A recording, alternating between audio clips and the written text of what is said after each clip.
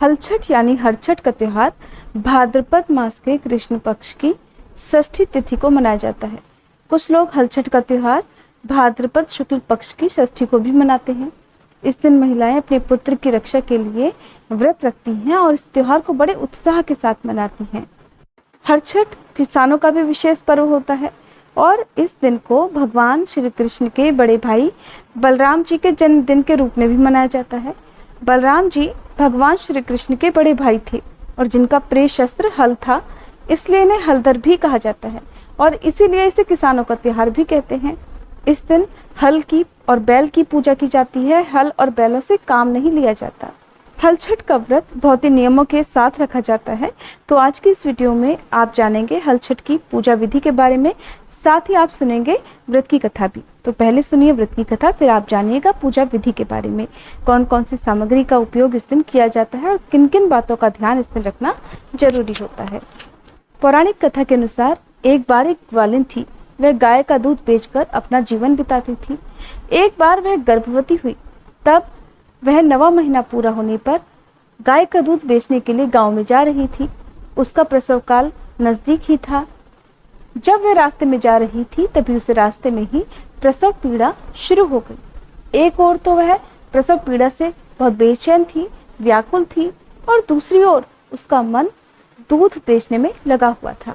उसने सोचा कि अगर उसे प्रसव हो गया तो गाय का दूध और दही तो यूं ही पड़ा रह जाएगा। ये सोचकर उसने दूध दही के घड़े सिर पर रखे और बेचने के लिए चल दी। किंतु कुछ ही दूर पहुंचने पर उसे असहनीय प्रसव पीड़ा हो गई। वह एक झरबेरी की ओट में चली गई और वहां उसने एक बच्चे को जन्म दिया। वह बच्चे को वहीं छोड़कर पास के गांवों में दूध दही बेचने चली गई। संयोग से उस दिन हल षष्ठी थी। गाय भैंस के मिश्रित दूध को केवल भैंस का दूध बताकर उसने सीधे साधे गांव वालों में दूध बेच दिया। उधर जिस झरबेरी के नीचे उसने बच्चे को छोड़ा था, उसके पास ही खेत में एक किसान हल जोत रहा था। अचानक हल जोतते जोतते उसके बैल भड़क उठे और हल का फल नवजात शिशु के शरीर में घुसने से वह बालक तुरंत ही मर गया। इस घटना से किसान बहुत दुखी हुआ। फिर भी उसने हिम्मत और धैर्य से काम लिया। उसने झरबेरी के कांटों से ही बच्चे के चिरे हुए पेट में टाके लगाए और उसे वहीं छोड़कर चला गया। उधर कुछ ही देर बाद ग्वालिन सारा दूध दही बेचकर वहां आ पहुंची। अपने बच्चे की ऐसी दशा देखकर उसे समझते देर नहीं लगी कि ये सब उसके पाप की सजा है। वह सोचने लगी कि अगर मैंने झूठ बोलकर गाय का दूध न बेचा होता और गांव की स्त्रियों का धर्म भ्रष्ट न किया होता तो आज मेरे बच्चे की ये दशा न होती। इसलिए मुझे लौटकर सब बातें गांव वालों को सच बताकर प्रायश्चित करना चाहिए।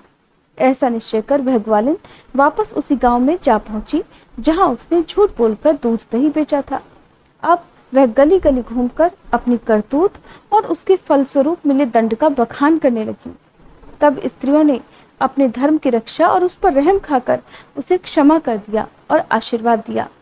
बहुत सी स्त्रियों का आशीर्वाद लेकर जब ग्वालिन वापस झरबेरी के नीचे पहुंची तो ये देखकर आश्चर्यचकित रह गई कि उसका नवजात शिशु जीवित था। तब उसने स्वार्थ के लिए झूठ बोलने को ब्रह्म हत्या के समान समझा और कभी झूठ न बोलने का प्रण लिया। तब से ही पुत्र की लंबी उम्र के लिए छठ माता का व्रत और पूजा की जाती है। कहा जाता है कि जब बच्चा पैदा होता है तब से लेकर 6 महीने तक छठी माता बच्चे की देखभाल करती हैं, उसे हंसाती हैं और उसका पूरा ध्यान रखती हैं। इसलिए बच्चे के जन्म के 6 दिन बाद छठी की पूजा भी की जाती है और छठ माता को बच्चों की रक्षा करने वाली माता भी कहा गया है। इस व्रत का पालन करने वाली महिलाएं इस दिन हल से जुटी हुई सामग्री अर्थात अनाज नहीं खा सकती, ना ही गाय का दूध या घी या फिर गोबर आदि का इस्तेमाल कर सकती हैं। आज के दिन उन्हें केवल वृक्ष पर लगे हुए खाद्य पदार्थ खाने की अनुमति होती है। पूजन सामग्री की आवश्यकता होती है जिसमें भैंस का दूध, घी, दही और गोबर, महुए का फल जिसे खाकर व्रत खोला जाता है, फूल और पत्ते, ज्वार की धानी, ऐपन, छोटे से मिट्टी के कुल्हड़, देवली छेवली जो कि बांस और महुए के पत्ते से बनाई जाती है। व्रत रखने वाली महिलाओं को प्रातःकाल जल्दी उठकर स्नान आदि से निवृत्त होने के साथ ही महुए से दांत साफ करने चाहिए। इस दिन अन्य किसी दातुन का या टूथपेस्ट आदि का प्रयोग नहीं करना चाहिए। इस दिन बिना हल से जुते हुए खाद्य पदार्थ खाए जाते हैं। पसई धान के चावल यानी लाल चावल, भैंस के दूध का उपयोग भोजन में किया जाता है। भोजन पूजा करने के बाद शाम को किया जाता है। ये व्रत पुत्रवती स्त्रियां ही करती हैं। इस व्रत की पूजा के लिए भैंस के गोबर से पूजा घर में घर की दीवार पर हर छठ माता का चित्र बनाया जाता है। ऐपन तैयार किया जाता है, उससे चित्र का श्रृंगार किया जाता है। ऐपन बनाने के लिए पूजा के चावल को पानी में कुछ घंटे के लिए भिगोकर रखा जाता है।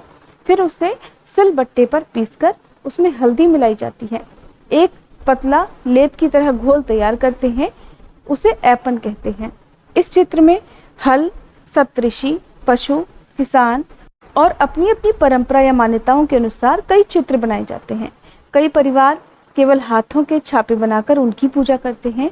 हाथों में ऐपन लगाकर उसके छापे दीवार पर बनाकर उनकी पूजा की जाती है। पूजा के लिए एक चौकी पर कलश सजाया जाता है। गणेश जी और गौरा माता को स्थापित किया जाता है। साथ ही मिट्टी के करवे में यानी कुल्हड़ में ज्वार की धानी और महुए का फल भरा जाता है। एक मटकी में देवली छेवली को रखा जाता है। सबसे पहले कलश की पूजा कर भगवान गणेश जी की, फिर माता गौरा की पूजा की जाती है। फिर हरछठ माता की और बलराम जी की पूजा की जाती है। उसके बाद मिट्टी के करवे और मटकी की भी पूजा की जाती है। पूजा के बाद हरछठ की कथा पढ़ी या सुनी जाती है। छठी माता की आरती की जाती है। आरती के बाद वहीं बैठकर महुए के पत्ते पर महुए का फल रखकर उसे भैंस के दूध से बने दही के साथ खाकर व्रत खोला जाता है। पूजा के बाद व्रत पूरा करने के लिए भोजन में पसई धान के चावल और भैंस के दूध से बनी हुई वस्तुएं आप ग्रहण कर सकते हैं। वैसे तो हलछठ का ये व्रत पुत्र की लंबी आयु के लिए और उनके सुखद भविष्य की कामना से रखा जाता है, लेकिन बदलती परंपराओं मान्यताओं के अनुसार अब इस व्रत को बेटियों के लिए भी रखा जाने लगा है। इसलिए आप अपनी अपनी मान्यताओं के अनुसार इस व्रत को रख सकते हैं। ये थी आज की वीडियो। उम्मीद है जानकारी आपको पसंद आई होगी। इसी तरह की और अन्य कथाएं जानने के लिए, पूजा विधि के बारे में जानने के लिए हमारे चैनल पर हर दिन अपलोड होने वाली वीडियोस को आप जरूर देखिएगा। जिसके लिए चैनल को अगर सब्सक्राइब नहीं किया है तो सब्सक्राइब करके बेल आइकन प्रेस करना मत भूलिएगा।